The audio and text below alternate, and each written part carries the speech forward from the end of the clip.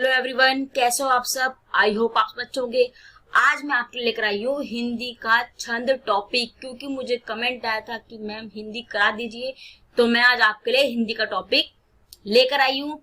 तो बच्चों, आगे बढ़ने से पहले मैं आपको बता देना चाहती हूँ, अगर आप चैनल पर नया है, चैनल को सब्सक्राइब करना बिल्कुल मत भूलिएगा, ताकि मैं जो वीडियो बनाती हूँ उसका नोटिफिकेशन आपको सबसे पहले मिल जाए और आपसे वीडियो मिस नहीं हो। क्योंकि मैं आपको प्रैक्टिस सेट्स अलग से करा रही हूँ, टॉपिक में आपको अलग से कवर करा रही हूँ, उनको हम वन लाइनर में अलग से कर रहे हैं, एमसीक्यू में अलग से कर रहे हैं, ठीक है। साथ प्रीवियस क्वेश्चन पेपर हम अलग से सॉल्व कर रहे हैं। तो टाइम वेस्ट न करते स्टार्ट करते हैं। आज हम करेंगे हिंदी का छंद टॉपिक, तो स्टार्ट करते हैं। तो आज हम करेंगे छंद। अगर आपने इससे पहले की वीडियोस नहीं देखी है, उन वीडियोस को भी जरूर देख लीजिएगा, क्योंकि मैंने उन वीडियोस में उत्तराखंड के और हिंदी के मैंने आपको ऐसे टॉपिक कराए हैं। हिंदी के मैंने आपको आभूषण का टॉपिक ऐसा कराया है, उस टॉपिक को एक बार देख लोगे आपको आभूषण फिंगर्स पर याद हो जाएंगे, वाग्य यंत्र आपको फिंगर्स पर याद हो जाएंगे, उत्तराखंड के दर्रे आपको फिंगर्स पर याद हो जाएंगे। तो इस वीडियो को देखने के बाद, तो अगर आप चैनल पर नए आए हैं, उन वीडियोस को भी जरूर देख लीजिएगा, क्योंकि टाइम नहीं है। अब ये जो टाइम है, इसको टाइम को यूज कीजिए और अब से अगर आप पढ़ाई की अच्छी प्रिपरेशन कर लीजिए। तो टाइम वेस्ट न करते स्टार्ट करते हैं। छंद क्या होता है, आपसे पूछा गया है कि छंद होता क्या है, तो मैंने बिल्कुल सिंपल वे में इसको लिया है। तो आपको बस ये बताना है, छंद का मतलब होता है खुश करना। तो आपको बस सिंपल वे में छंद के बारे में पता होना चाहिए। छंद का अर्थ होता है खुश करना। मैं इजी से इजी लैंग्वेज में उसको आपको पढ़ाती हूँ। अगर आपसे क्वेश्चन पूछा जाए, मैंने ये क्वेश्चन भी आपके लिए लिया है, अगर आपसे पूछा जाए कि छंद के पिता कौन है, आपसे पूछा जाए ये छंदों के पिता कौन है, ये निर्माता कौन है, तो आप किसको बताओगे? छंदों के पिता किसको बताओगे आप? तो आप बता दोगे आचार्य पिंगल हो जाएंगे। क्या आंसर हो जाएगा? आचार्य पिंगल। अगर क्वेश्चन बनता है कि छंदों के पिता कौन है, अगर बनता है, तो मैंने इसलिए एग्जाम में इसमें ले लिया है, आपको ये पता होना चाहिए, तो इसको यहीं पर याद कर लीजिए। तो आप बता दोगे आचार्य पिंगल छंदों के पिता है, आपको ये पता होना चाहिए। अगर होता है तो आप बता दोगे खुश रहना छंद का अर्थ होता है। मैं आपको इजी से इजी लैंग्वेज में करा रही हूँ, ताकि आपको कोई भी टॉपिक हार्ड नहीं लगे, आसानी से आप उस टॉपिक को समझ जाएं और एग्जाम में अच्छे से प्रिपरेशन हो जाए और आपका एग्जाम क्लियर हो जाए। तो अब इसके बारे में देख लीजिए। अगर आपसे पूछा जाए, मैंने इस लाइन को ले लिया, अगर आप पूछा जाए आपसे, तो आप बता देंगे छंद का पहली बार प्रयोग किसने किया था। आपको पूछा जाए तो आप बता दोगे किसने किया था? केशव दास ने किया था छंद का पहली बार यूज। तो आपको पता होना चाहिए कि छंद का यूज किसने किया था पहली बार, तो आप बता दोगे। ऑप्शन में कहीं पर भी केशव दास दिखाई दे, केशव दास अच्छे से याद कर लीजिए इसी वीडियो में। इस वीडियो को दोबारा देखने की जरूरत नहीं हो, इसी वीडियो में मैं आपको ये क्वेश्चन याद करा दूंगी। तो क्या हो जाएगा? पहली बार छंदों का प्रयोग किसने किया था, तो आप बता दोगे केशव दास ने किया था। इसके बारे में आपको एक बात और बताएं, अगर आपसे पूछा जाए कि कौन सी पुस्तक में इन्होंने यूज किया था, तो आपको पुस्तक भी पता होनी चाहिए। कौन सी हो जाएगी? तो आप बता दोगे कौन सी हो जाएगी, तो आप बता दोगे छंद माला। तो क्या हो जाएगा? छंद माला। ये बात भी आपको अच्छे से देख लीजिएगा। तो क्या हो जाएगा? छंद माला हो जाएगा। छंद माला में पहली बार केशव दास ने छंद माला में इसका यूज किया है। अब देख लीजिए। अब इसके बारे में आप सिंपल देखिए, छंद क्या होता है आपको ये बताना है। छंद के अंतर्गत अक्षरों की संख्या और इनकी क्रम, छंद के अंतर्गत अक्षरों की संख्या आती है, इनका क्रम आता है। तो उसके बारे में आप देखोगे कि छंद में क्या होता है, संख्या आती है कि कितनी संख्या बन रही है, मात्राओं को काउंट करते हैं इसमें। तो कैसे बताओगे आप कि इसमें मात्रा नहीं है, तो उसमें तो आपको संख्या में बताना है कि वहां पर एक मात्रा हो रही है कि वहां पर दो मात्राएं हैं। तो कौन सी मात्राएं वहां पर हो रही हैं, आपको ऐसे अच्छे से इसको इस तरह से आप समझ लीजिए इजी वे में। अब इसमें देख लीजिए, छंद के अंतर्गत अक्षरों की संख्या, इनकी मात्रा, यति, गति, तुक इत्यादि से संबंधित विशेष, ये विशेष हो जाएगा, ये हो जाएगा विशेष नियमों को रखा जाता है। आप सिंपल में देखिए, जैसे छंद में जैसे नाम लीजिए आप, जैसे लिखिए काजल। अब नाम है जैसे कि काजल नाम ले लीजिए आप। तो काजल नाम में आप देखिए कि यहाँ पर यहाँ काजल नाम है, तो यहाँ पे कितनी हो रहे हैं, तो यहाँ पर हो रही है 2 और यहाँ पर कितना हो रहा है, ज में हो रहा है 1 और ला में 1। तो ऐसे आप काउंट कर सकते हो कि तो कितनी हो जाएंगी, यहाँ पर हो जाएंगी मात्राएं। तो आपको ऐसे अच्छे से याद इसको करना है। अब नेक्स्ट देखिए, इसमें छंद के भाग देखिए। अब छंद के भाग में देखिए, चरण, पद, मात्रा, वर्ण, संख्या, लघु और गुण। गुण, गण, यति, गति और तुक। आप इसको अच्छे से देख लीजिए, इसको आप याद कर लीजिए कि कौन कौन सा होता है। मैंने इसके बारे में मैंने आपको, ताकि समझ में आए, मैंने एक एक लाइन में इसको लिया है ताकि आपको इसके बारे में भी पता चल जाए कि ये होता क्या है। अब इसमें आप देख लीजिए चरण व पद। तो चरण पद में देख लीजिए, इसमें हो जाएगा छंद के प्राय 4 भाग होते हैं। तो छंद के प्राय 4 भाग होते हैं, इनमें से प्रत्येक को चरण कहा जाता है। तो आप ऐसे इसको याद कर लीजिए। अब इसके बारे में आप ये देखिए कि मात्रा, वर्ण और मात्रा में हो जाएगा कि आपको ये देखना है कि वर्ण और मात्रा में कि वर्ण एक स्वर वाली ध्वनि को ही वर्ण कहा जाता है, एक स्वर वाली ध्वनि को ही वर्ण कहा जाता है, चाहे वह स्वर ह्रस्व स्वर हो या फिर दीर्घ स्वर हो। अब ह्रस्व स्वर और दीर्घ स्वर से मैं आपको बता देती हूँ। ह्रस्व स्वर वो हो जाएगा जो सिर्फ जिसको बोला जाएगा ह्रस्व स्वर, जिसमें आपको टाइम नहीं लगेगा और जिसमें आपको लंबा टाइम लगेगा उस बोलने में। जैसे कि आपको लंबा टाइम किस में लग सकता है, आप बोलोगे आ, तो आप आ बोल रहे हो, अगर आप आ बोलोगे तो क्या हो जाएगा, टाइम लग रहा है आपको, तो वहां पर हो जाएगा दीर्घ स्वर। जहां पर टाइम नहीं लग रहा है वहां पर ह्रस्व स्वर हो जाएगा, जैसे अ। अगर आप छोटा आ बोलोगे तो आप बोलोगे आ, लेकिन अगर आप बड़ा आ बोलोगे तो आप बोलोगे आ।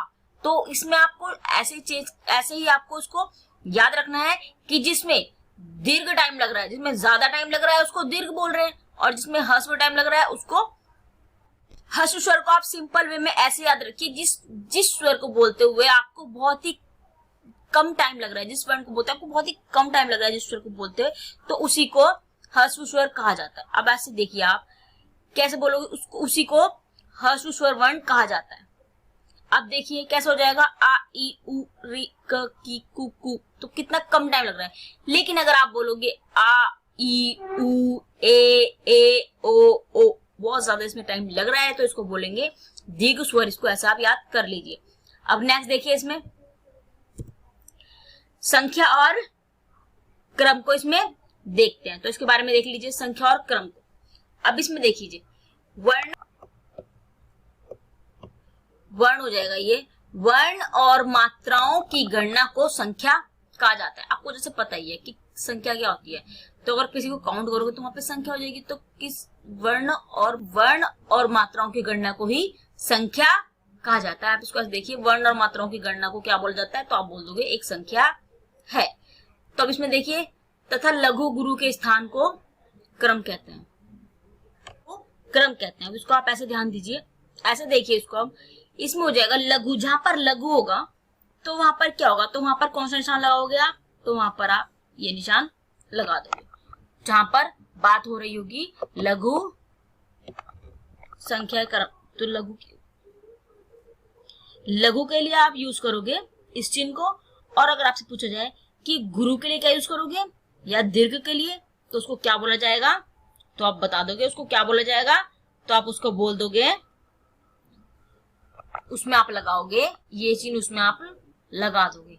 तो आपको ऐसे याद कर लीजिए। अब इसको आपसे ऐसे देखिए कि जो इसमें लघु में है तो यहाँ पर सिंगल मात्रा हो जाएगी, और अगर आप दीर्घ की बात कर रहे हैं तो दीर्घ में डबल होती है। आप इसको ऐसे से याद कर लीजिए। अब नेक्स्ट देखिए, अब बात करते हैं गण की। इसका अर्थ होता है समूह। मैंने आपको सिंपल वे में बस थोड़ा सा बताया उसके बारे में कि आप इसके बारे में जान लो कि ये होता क्या है। तो गण का अर्थ होता है, इसका अर्थ हो जाएगा समूह, इसका अर्थ हो जाएगा। तो गण से जब बोल रहे हैं कि इसका अर्थ क्या होता है, तो आप बता दो कि इसका अर्थ होता है समूह। तो आप इसको ऐसे याद कर लीजिए कि जो तीन, ऐसे याद कीजिए इसको कि 3 वर्णों का जो समूह होता है उसी को गण बोला जाता है। आप इसको ऐसे याद कर लीजिए कि 3 समूहों के वर्णों को ही क्या बोला जाता है, गण बोला जाता है। आपको इस तरह से याद कर लीजिए। ये सिर्फ आप ऐसे याद कर लीजिए कि सिर्फ ये 3 वर्णों का होता है। गण में 3 ही वर्ण होते हैं, ना तो इस 3 से कम होते हैं और ना 3 से ज्यादा होते हैं। आप ये चीज भी देख लीजिए कि गण में क्या होता है, 3 वर्ण होते हैं, 3 होंगे, कम होंगे, ना 3 से ज्यादा होंगे। आपको ऐसे याद कर लीजिए कि 3 ही होंगे इसमें, ना 3 से कम होंगे और ना ही 3 से ज्यादा। तो गण की आप पहचान ऐसे कर सकते हो कि इसमें गण में क्या हो जाएगा, ये 3 वर्णों का समूह होता है और गण में 3 ही वर्ण होते हैं। अब इसमें देख लीजिए, अब नेक्स्ट हो जाएगा, अब इसमें देख लीजिए गति। अब गति को देखिए, गति में क्या हो जाएगा, गति का महत्व वर्णित छंदों की अपेक्षा मात्रिक छंदों में अधिक होता है। इसके बारे में आपको भी पढ़ाऊंगी, वर्णित छंद और मात्रिक छंद के बारे में मैं आपको पढ़ाऊंगी। अब इसमें देखिए, इसमें नेक्स्ट हो जाएगा यति विराम छंद में क्या होता है। तो आपको बताना है कि यति में क्या होता है, तो आप बता दोगे। छंद में नियमित वर्ण या मात्रा पर सांस लेने के लिए, ये लिए हो जाएगा, सांस लेने के, इसको काट दीजिए क को, सांस लेने के लिए रुकना पड़ता है, यहाँ पर हो जाएगा, तो यहाँ पर आ जाएगा रुकना पड़ता है। तो क्या हो जाएगा, यहाँ पर हो जाएगा रुकना पड़ता है। तो ये पड़ता हो जाएगा, रुकना पड़ता है। तो इसमें कैसे हो जाएगा, अगर जो रुकना पड़ता है सांस लेने के लिए,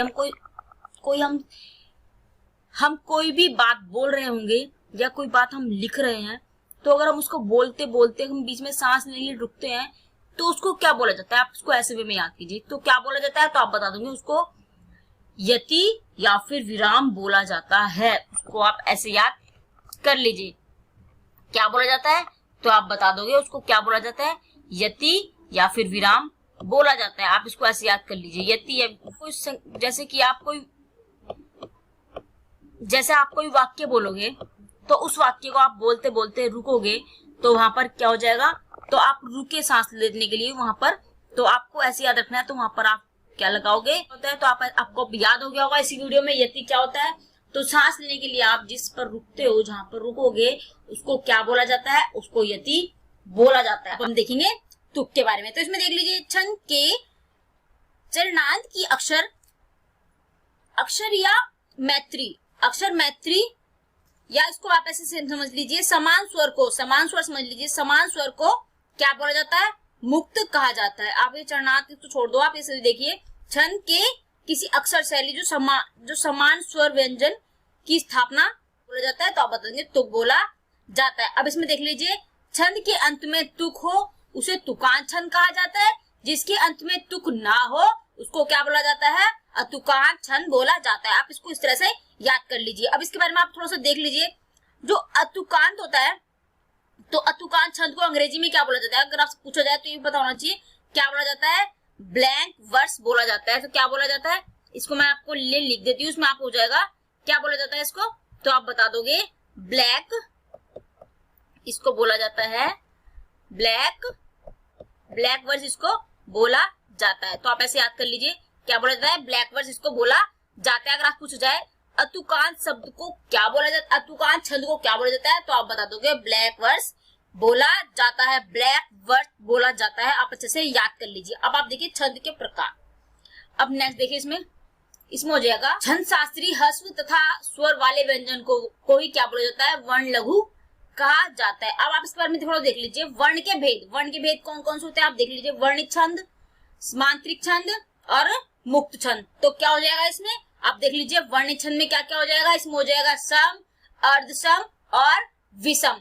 अब सेकंड हो जाएगा मात्रिक छंद में क्या हो जाएगा, सम, अर्धसम और विषम हो जाएगा। अब नेक्स्ट देखिए, इसमें हो जाएगा एक मुक्त छंद। तो 3 तरह के हो जाएंगे छंद के भेद में। आप भी देख लीजिए, वाणिज्य छंद पूछा जाता है कि छंद कौन से, वाणिज्य छंद, मात्रिक छंद या फिर मुक्त छंद, ये पूछा जाता है। इसके बारे में आपको विस्तार से बताऊंगी, लेकिन कल की वीडियो में इसको हम कल अच्छे से पढ़ेंगे। इसके बारे में क्या होता है कि वाणिज्य छंद क्या होता है, मात्रिक छंद क्या होता है, मुक्त छंद क्या होता है, और हम इनके बारे में भी पढ़ेंगे कि इनके अंदर कौन कौन सा हो जाएगा, सम, अर्धसम या फिर विषम। तो इसको हम कल की वीडियो में लेंगे कल, और उसको एमसीक्यू में भी लेंगे, ताकि हमारे छंद के सारे क्वेश्चन कवर हो जाए। मैंने आपको पढ़ा दिया है, इसको मैं एमसीक्यू में कल लेने वाली हूँ, और थोड़ा सा इसके बारे में भी मैं आपको पढ़ा दूंगी। तो बच्चों बस आज के लिए इतना ही, बाकी क्वेश्चन हम कल करेंगे। क्योंकि बच्चों, अगर आपको पहले फिर बता देना चाहती हूँ, अगर चैनल पर नया है चैनल को सब्सक्राइब कर दीजिएगा, ताकि जो मैं आपको क्वेश्चन करा रही हूँ आप इसका नोटिफिकेशन आपको वीडियो का मिल जाए और आपके एग्जाम की प्रिपरेशन हो जाए। मैं आपको फिर बताती हूँ,